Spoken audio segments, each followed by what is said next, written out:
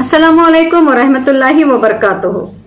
नाज़रीन इकराम, जो सरकार अपनी जनता को 2 वक्त की रोटी नहीं खिला सकती, जिसकी औकात बीमार जनता को दवाई देने, उसका इलाज करवाने, यहाँ तक के मरने के बाद उसका अंतिम संस्कार करने की नहीं है, वही 7 सालों से कीड़े मकोड़ों की तरह मुस्लिम नौजवानों का वहशियाना कत्ल करवा रही है।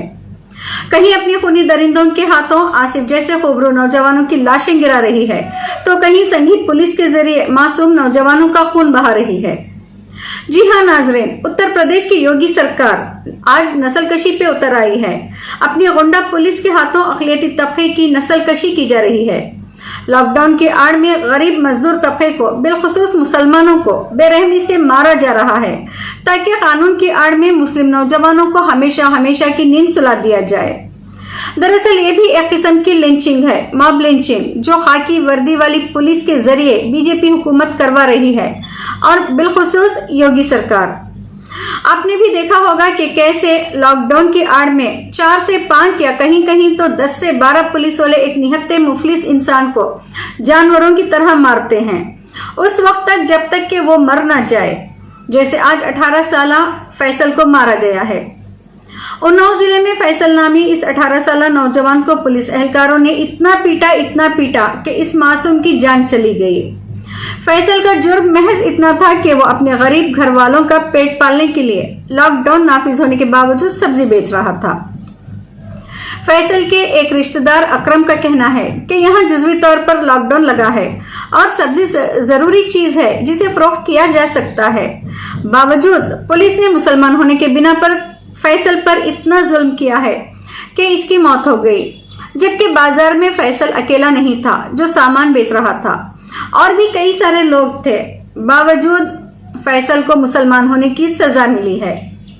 खबरों के मुताबिक फैसल उन्नाव के भटपुरा इलाके, जी हाँ भटपुरी इलाके में रिहाइश पजीर था। जुम्मा के रोज वह नजदीकी कस्बा बांगरमऊ में सब्जी फरोख्त कर रहा था।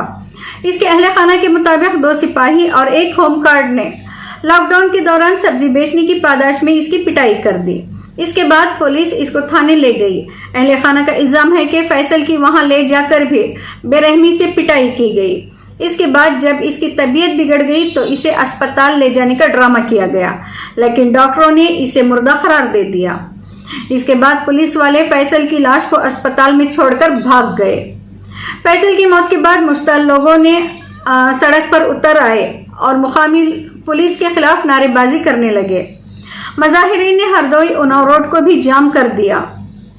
इसी दौरान पुलिस और मजाहिरीन के दरमियान झड़पें भी हुई और 6 घंटे तक हंगामा चलता रहा। इसके बाद एएसपी शशि शेखर ने बताया है कि होमगार्ड को बर्खास्त कर दिया गया है और दोनों सिपाहियों को मुअत्तल कर दिया गया है। देर रात 11 बजे मुलजिम पुलिस एहलकारों के खिलाफ मुकदमा भी दर्ज कर लिया गया है। लेकिन सवाल यह है कि होमगार्ड को बर्खास्त करने या पुलिस एहलकारों के खिलाफ कार्रवाई करने से क्या हमारा फैसल हमें वापस मिल जाएगा? क्या उन बदनसीब माँ बाप के आंगन का चिराग दोबारा जल पाएगा? क्या उनकी खुशियां उन्हें वापस मिल जाएंगी? नहीं, हरगिज हरगिज नहीं, क्योंकि फैसल तो हमेशा हमेशा के लिए चला गया है, लेकिन अपने पीछे कई सवाल छोड़ गया है कि आखिर कब तक मुल्क में मुसलमानों की जानें कीड़े मकोड़ों की तरह ली जाएगी?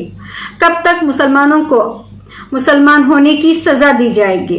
कब तक मुसलमानों का खून पानी की तरह बहाया जाएगा?